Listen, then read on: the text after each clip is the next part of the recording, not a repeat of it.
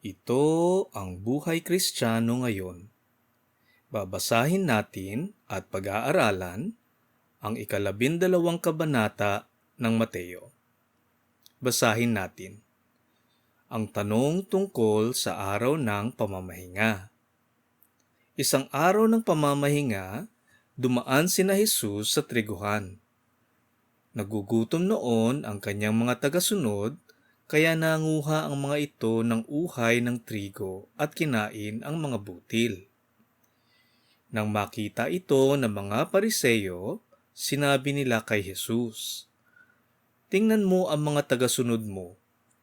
Ginagawa nila ang ipinagbabawal sa araw ng pamamahinga." Sinagot sila ni Jesus, "Hindi ba ninyo nabasa sa kasulatan ang ginawa ni David nang magutom siya at ang mga kasamahan niya? Pumasok siya sa bahay ng Diyos at kinain nila ng mga kasama niya ang tinapay na inihandog sa Diyos. Kahit na ayon sa kautusan, ang mga pari lang ang may karapatang kumain nito." Tinatanong ni Jesus kung tama ang pagkakaintindi ng mga Pariseyo sa mga ipinagbabawal sa araw ng pamamahinga. Ituloy natin ang pagbabasa. At hindi rin ba ninyo nabasa sa kautusan na ang mga pari ay nagtatrabaho sa templo kahit sa araw ng pamamahinga? Isa itong paglabag sa tuntunin ng araw ng pamamahinga, pero hindi sila nagkasala. Tandaan ninyo, may naririto ngayon na mas dakila pa kaysa sa templo. Sapagkat ako na anak ng tao, ang siyang makakapagsabi kung ano ang dapat gawin sa araw ng pamamahinga. Kung alam lang sana ninyo ang ibig sabihin ng sinabi ng Diyos sa kasulatan, "Hindi ang handog ninyo ang hinahangad ko, kundi ang maging maawain kayo." Hindi sana ninyo hinatulan ang mga taong walang kasalanan.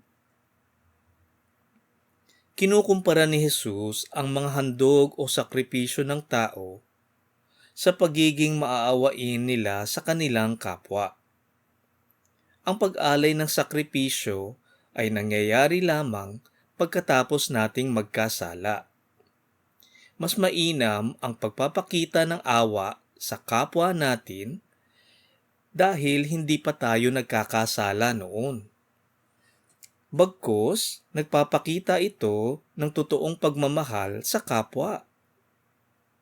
Ito ang siyang totoong pagsunod sa kautusan, na huwag magkasala at mahalin ang ating kapwa. Dinagdag pa ni Jesus na siya ang Panginoon ng araw ng pamamahinga. Patukoy niya dito na siya mismo ang magiging huling hukom. Siya mismo ang magsasabi kung ang ginagawa natin ay tama at mali. Ang ating pagsunod sa kanyang mga kautusan ay siyang papahintulutan sa araw ng pamamahinga. Basahin natin.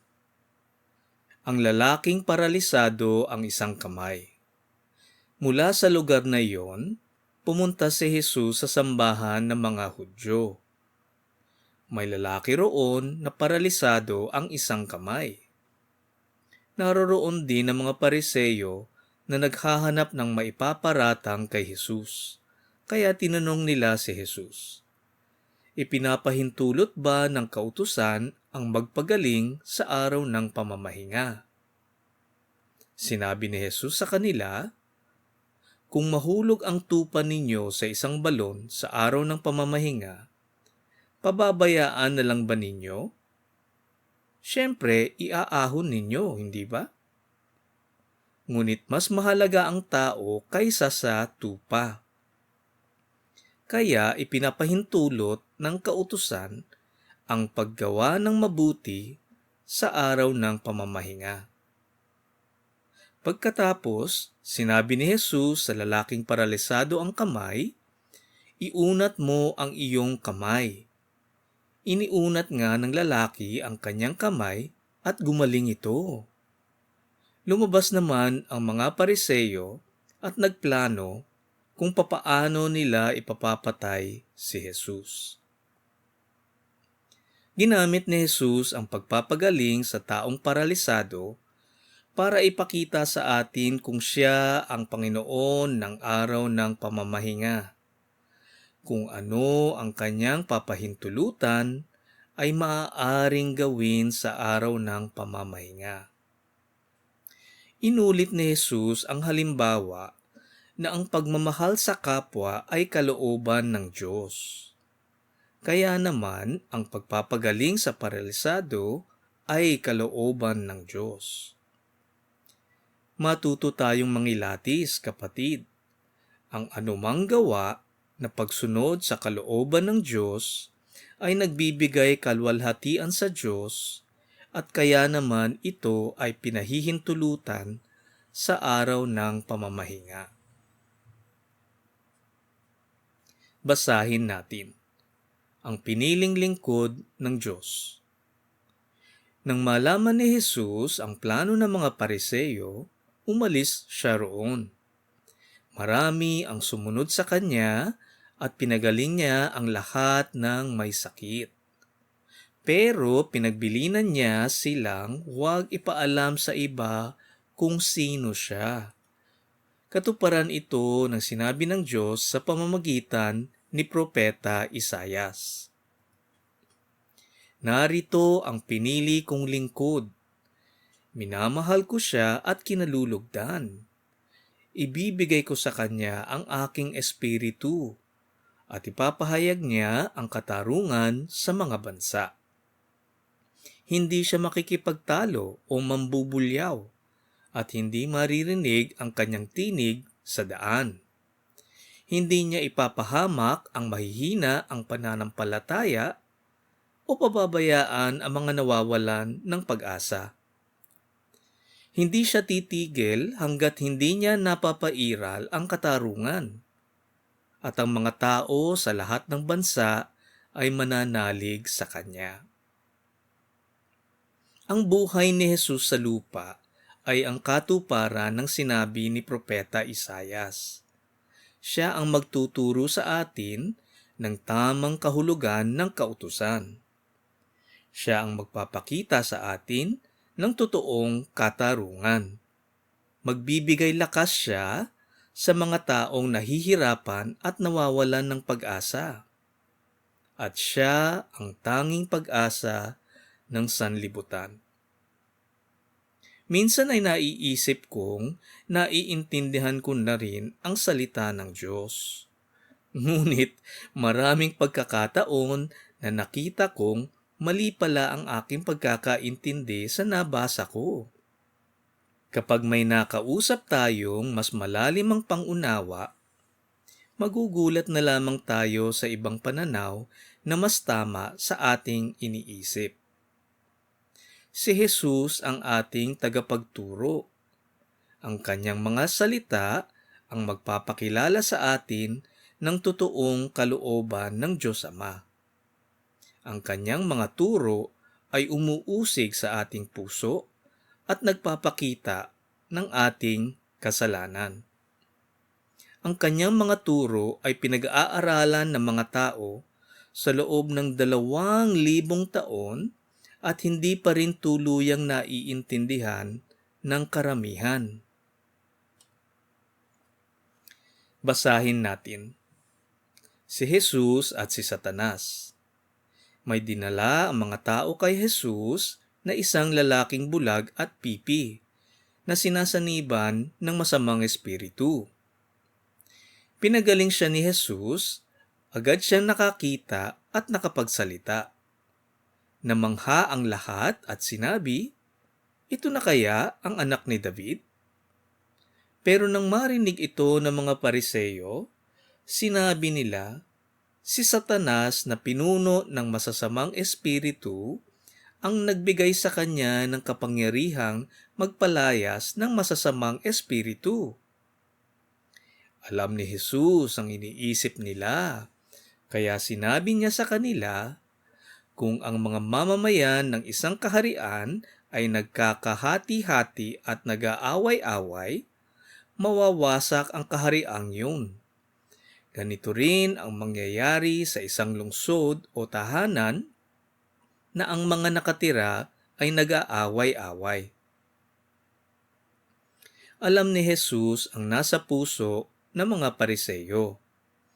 Ang mga gawa ni Jesus ay laban sa mga gawa ni Satanas. Kaya hindi naman totoo ang sinasabi nila na ang kapangyarihan ni Jesus ay galing kay Satanas. Ang isang puno ay malalaman sa kanyang bunga. Makikita natin na marami ang nagtatanong, ngunit patuloy na nag-aalinlangan. Sa buhay natin ngayon, kapatid, ganun din ba ang nasa puso natin? Nakikita natin si Jesus at ang kanyang mga gawa, ngunit di pa natin siya matanggap bilang ating tagapagligtas.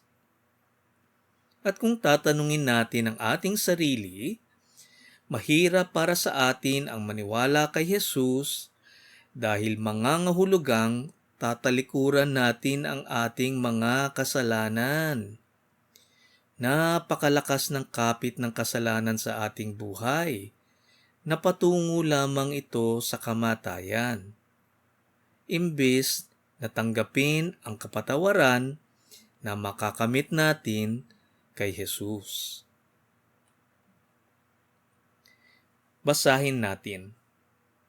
Kaya kung si Satanas mismo ang nagpapalayas sa kanyang mga kampon, nagpapakita lang ito na nagkakahati-hati sila at nag-aaway-away. Kung ganoon, paano mananatili ang kanyang kaharian? At kung si Satanas nga ang nagbigay sa akin ng kapangyarihang magpalayas ng masasamang espiritu, sino naman ang nagbigay ng kapangyarihan sa mga tagasunod ninyo na nagpapalayas din ng masamang espiritu? Sila na rin ang nagpapatunay na mali kayo. Ngayon, kung nagpapalayas ako ng masasamang espiritu sa pamamagitan ng Espiritu ng Diyos, nangangahulugan ito na dumating na sa inyo ang paghahari ng Diyos. Sa paraan ng pagkilatis ng mga Pariseyo, ay siyang ginamit ni Jesus para pabulaan ang kanilang sinasabi. Sa ganon, pinapakita ni Jesus sa mga tao noon at sa ating mga nag-aaral ngayon ang maling pagtingin, ang maling pagbasa sa mga nangyayari, ang maling pag-intindi sa mga gawa ni Jesus. Basahin natin. Hindi maaaring pasukin ng magnanakaw ang bahay ng malakas na tao kung hindi muna niya ito gagapusin. Ngunit kapag naigapos na niya, maaari na niyang nakawan ang bahay nito. Ang hindi kampi sa akin ay laban sa akin, at ang hindi tumutulong sa aking pagtitipon ay nagkakalat. Sinasabi ko sa inyo na ang lahat ng kasalanan, pati na ang paglapastangan sa Diyos ay mapapatawad. Ngunit ang paglapastangan sa banal na espiritu ay hindi mapapatawad. Ang sino mang magsalita ng masama laban sa akin na anak ng tao ay mapapatawad. Ngunit ang sino mang magsalita ng masama laban sa banal na espiritu ay hindi mapapatawad kailanman. May mga nagtatanong kung ang mga karumal-dumal na kasalanan ay mapapatawad pa. Ang sagot ni Jesus ay nagbibigay pag-asa at pag-agam-agam. Pag-asa dahil alam nating lahat na tayo ay makasalanan. Ngunit pag-aagam-agam dahil may mga taong sukdulang masama. at ang kanilang mga kasalanan ay walang katapusan, walang hangganan. Dito natin makikita ang pagkadakila ng pag-ibig ng Diyos sa atin. Lahat ng kasalanan ay mapapatawad kung tayo ay magsisisi at maniniwala kay Jesus. Kahit na sa mga karumal-dumal na kriminal, sila pa rin ay mapapatawad. Tandaan natin, siya ang daan, ang katotohanan at ang buhay. Walang makakabalik sa Diyos Ama kundi sa Kanya. Ang tinutukoy ng nag-iisang kasalanan na hindi mapapatawad magpakailanman ay ang talikuran si Jesus. Ito ang bagong tipan. Maniwala tayo kay Jesus, ang ating bukod-tanging pag-asa. At kung hindi tayo maniniwala sa Kanya, wala nang ibang sakripisyong tatanggapin ng Diyos Ama para sa ating kaligtasan. Basahin natin. Nakikilala ang puno sa bunga nito. Nakikilala ang puno sa bunga nito. Kung mabuti ang puno, mabuti rin ang bunga nito. Kung masama ang puno, masama rin ang bunga nito. Mga lahi kayo ng ahas. Paano kayo makakapagsalita ng mabuti, gayong masasama kayo? Sapagkat kung ano ang laman ng puso ng isang tao, ito ang lumalabas sa kanyang bibig. Ang mabuting tao ay nagsasalita ng mabuti dahil puno ng kabutihan ang kanyang puso. Pero ang masamang tao ay nagsasalita ng masama dahil puno ng kasamaan ang kanyang puso. Tinitiyak ko sa inyo na sa araw ng paghuhukom, mananagot ang bawat isa sa mga walang kwentang salitang binitawan niya, sapagkat ibabatay sa mga salita mo kung parurusahan ka o hindi. Tingnan natin ang mga salitang binibitiwan natin sa ating kapwa. Ito ba ay ginagamit natin alinsunod sa kalooban ng Diyos? Kung ang puso natin ay nasa kalooban ng Diyos, ang ating pananalita ay maglalaman ng mabubuting bagay. Katotohanan, pagkalinga, pagtataguyod, mahinahon, matuwid. Ngunit laging may bahid ng pagbabatikos, alinsunod sa kalooban ng Diyos. Ito ang tinatawag na asin sa mundo, dahil paminsan, kailangan nating itama ang mali at ituro kung ano ang tama. Kung ang puso natin ay wala sa kalooban ng Diyos, ito ay nasa sarili o di naman kaya ay nasa mundo. At ang ating pananalita ay maglalaman ng pagyayabang, pagmamataas, pangungutya, kahalayan, kabastusan, pagsisinungaling, paninira sa kapwa. Napakaliit ng ating dila, ngunit ito ay maaaring magamit sa gawa na masama. Ang puso natin ang nagtuturo sa ating dila kung ano ang sasabihin. Ang malinis na puso ay magbubunga ng mabuting salita. Basahin natin. Humingi ng himala ang mga tagapagturo ng kautusan at ang mga Pariseyo. May ilang mga tagapagturo ng kautusan at mga Pariseyo na nagsabi kay Jesus, "Guro, pakitaan niyo kami ng isang himalang magpapatunay na sugo nga kayo ng Diyos." Sumagot si Jesus, "Kayong henerasyon ng masasama at hindi tapat sa Diyos. Humihingi kayo ng himala, pero walang ipapakita sa inyo maliban sa himalang katulad ng nangyari kay Propeta Jonas. Kung paanong nasa tiyan ng dambuhalang isda si Jonas sa loob ng 3 araw at 3 gabi, ganoon din naman ang mangyayari sa akin na anak ng tao.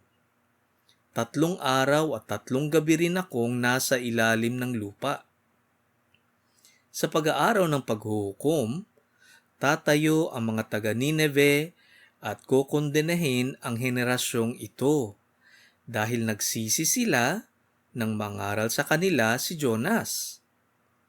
At ngayon, narito ang higit pa kay Jonas na nangangaral sa inyo, pero ayaw niyong magsisi. Maging ang reyna ng timog ay tatayo rin at kokondenahin ang henerasyong ito, sapagkat nanggaling pa siya sa napakalayong lugar para makinig sa karunungan ni Solomon. At ngayon, narito ang higit pa kay Solomon, pero ayaw ninyong makinig sa kanya. Ang mga hindi naniniwala ay laging humihingi ng tanda, patunay, at himala. Ang nakakalungkot sa kalagayan ng mga Pariseo at tagapagturo ng kautusan ay sa dami ng himala at pagpapagaling ni Jesus noong mga panahon na iyon, hindi pa rin ito sapat para maniwala sila kay Jesus. Kaya naman nagsabi si Jesus na walang ibibigay na himala at patunay sa kanila, kundi ang di pa nangyayaring pagkamatay at kalaunang pagkabuhay ni Jesus, katulad ng nangyari kay Propeta Jonas. Pinuri ni Jesus sa mga tao ng Nineve dahil nakinig sila kay Propeta Jonas at tinalikuran ang kanilang mga kasalanan at nagbalik loob sila sa Diyos Ama. Kung mapapansin mo kapatid, napakaraming babala ni Jesus sa ating mga nagbabasa ngayon. Hindi siya nagkulang sa pangaral at pagtuturo ng salita ng Diyos. Hindi siya nagkulang sa pagtuturo sa darating na paghahatol at ang kalungkot-lungkot na mangyayari sa mga hindi pa rin maniniwala sa Kanya. Basahin natin ang pagbabalik ng masamang espiritu. Kapag lumabas ang masamang espiritu sa tao, gumagala ito sa mga tuyong lugar upang mahanap ng mapagpapahingahan. At kung wala siyang matagpuan, iisipin na lang niyang bumalik sa kanyang pinanggalingan. At kung sa kanyang pagbabalik ay makita niya itong walang naninirahan, malinis at maayos ang lahat, aalis siya at tatawag ng 7 pang espiritu na mas masama kaysa sa kanya. Papasok sila sa taong iyon at doon maninirahan. Kaya lalo pang sasama ang kalagayan ng taong iyon kaysa sa dati. Ganyan din ang mangyayari sa masamang henerasyong ito. Marami sa atin ay nakikinig sa turo ni Jesus. At kapag naantig ang ating puso, tayo ay totoong nagsisisi at nagbabagong buhay. Ngunit ang buhay Kristiyano ngayon ay hindi nagagawa sa 1 araw o 1 linggo o 1 taon. Ang buhay Kristiyano ngayon ay 100 tatahakin natin panghabang buhay. Kailangan nating humingi sa Diyos Ama ng lakas at disiplina nang sa ganun ay di tayo bumalik sa ating mga kasalanan. Ang pagpapakabanal ay isang pamumuhay na lumalaban sa mga tukso ng mundo, araw-araw, oras-oras at minuto-minuto. Kailangan nating baguhin ang ating pananaw sa kasalanan. Bagamat nagbibigay ito ng panandaliang kasiyahan, kapalit naman ito ay panghabang buhay na pagdurusa. Ito ay dapat nating isapuso nang sa ganon ay makita nating walang maibibigay na maganda ang pagbalik natin sa ating mga kasalanan. Huwag nating gayahin ang asong bumalik sa kanyang isinuka. Magpakatatag tayo, mga kapatid. Basahin natin ang ina at mga kapatid ni Jesus. Habang nagsasalita pa si Jesus sa mga tao, dumating ang ina niya at mga kapatid. Naghihintay sila sa labas at gusto nila siyang makausap. May nagsabi sa kanya, "Nasa labas lang po ang inyong ina at mga kapatid at gusto kayong makausap." Sumagot si Jesus, "Sino ang aking ina at mga kapatid?" Itinuro niya ang mga tagasunod niya at sinabi, "Ito ang aking ina at mga kapatid. Sapagkat ang sinumang sumusunod sa kalooban ng aking Ama sa langit, ang siya kong ina at mga kapatid." Pinapakita sa atin ni Jesus na sa kanyang kaharian, tayong lahat ay pantay-pantay. Ang totoong batayan ng mga Kristiyano ay kung naniniwala tayo kay Jesus, kung sumusunod tayo sa kalooban ng Diyos Ama. Lahat tayo ay anak ng Diyos, at lahat tayo ay magkakapatid kay Jesus. Huwag tayong sumunod sa mga batayan ng mundo. Bagkus ay ibahin natin ang tingin natin sa ating kapwa bilang mga kapatid kay Jesus. Manalangin tayo. Diyos Ama, buksan ninyo ang aming puso at isipan at tulungan mo kaming maintindihan at isabuhay ang aming napag-aralan ngayon. Nananalangin kami sa ngalan ni Jesus. Amen. Dito nagtatapos ang ating pag-aaral sa 12 kabanata ng Mateo. Ugaliin natin ang pagbabasa ng salita ng Diyos. Nandito ang mga salitang nagbibigay ng buhay na walang hanggan. Ito ang Buhay Kristiyano ngayon.